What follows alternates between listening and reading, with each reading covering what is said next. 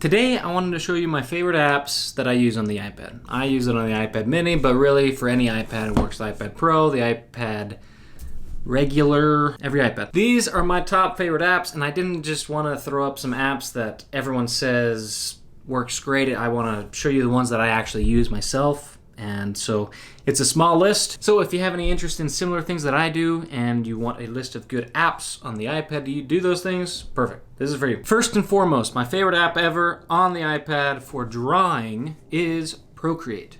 Procreate is where I make all of my fun little thumbnails going on right there. Fun stuff.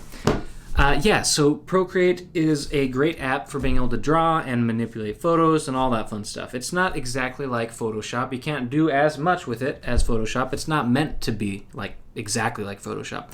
I find it to be a lot more enjoyable to use. You use it with the Apple Pencil, and it's a very, I feel like it's a hands-on approach instead of Photoshop. I feel it's a little bit more technical, editing photos and whatnot. Procreate is a great way to just get hands-on and manipulate things exactly how you want to with a pen and paper feel. I like that a lot. And it's a lot easier for my creative brain to create thumbnails and manipulate photos and all that fun stuff. Create t-shirt designs, stuff like that. So Procreate is the best app you can get. I feel like, truthfully, any drawing app, whether it be on the computer or anywhere, it's my favorite app for drawing and for doing thumbnails and whatnot. One thing that I don't like about it for doing thumbnails is the text editor and whatnot. It's there, but it's not great. I use it, it passes. It's just not that great.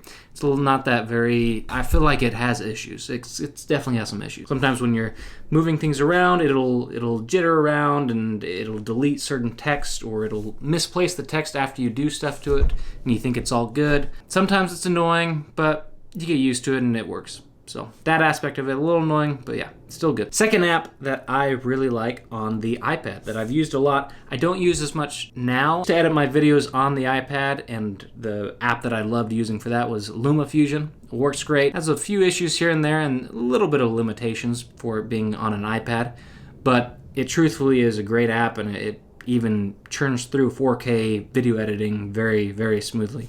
I'm not about the quick rendering times. I don't care about that much. It's important, but not that important to me. What I really care about is scrubbing through the timeline and how smooth scrubbing through the timeline is. If I'm using an app or a program and I'm editing a video and scrubbing through the timeline is jittery, it just inhibits my ability to be able to make a video. It's so frustrating.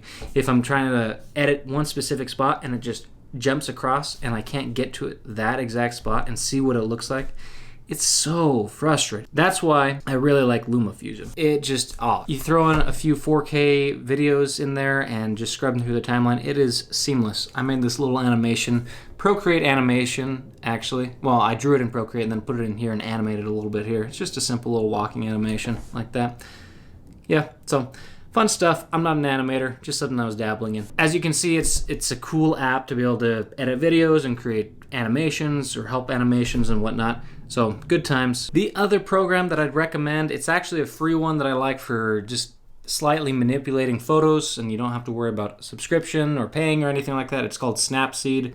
It's a Google-based program. Snapseed is a great, very quick, essentially like a Lightroom type program. It doesn't have all the bells and whistles of Lightroom. Lightroom is definitely better. The only issue is it's subscription-based, and I hate subscription-based apps and products. I like to just one-time fee, let me pay whatever it is and just keep it, But, I understand the whole subscription model and they keep updating and all that. That's nice. So Snapseed, great app. For me, I just use it for simple editing of photos here and there, just a little bit of changing of the tint of the photo and small little changes. And it works great. Love it. Very smooth and no problems on it at all on the iPad. I would recommend that if you're looking for a free, good photo editor on the iPad. The last app that I'd like to tell you about is GoodNotes. It has a lot more functionality than the regular Notes app that comes on every iPhone and iPad and all that. That's a great app. I like having that just for taking a quick note and having it synced with everything. But GoodNotes is a lot more in-depth if you're wanting to do notes for school, business, or whatever it is. It's a very in-depth note-taking app that you can highlight, you can edit things, and you can create a lot of different mind maps and stuff like that. It's super helpful. I like it a lot. It's not that much money. I think it's 10, 15 bucks, something around there. It's been a while since I bought it. I've had it for a long time. If you are someone who takes a lot of notes and need to be able to organize them and do a lot of different little intricate things instead of just typing out notes.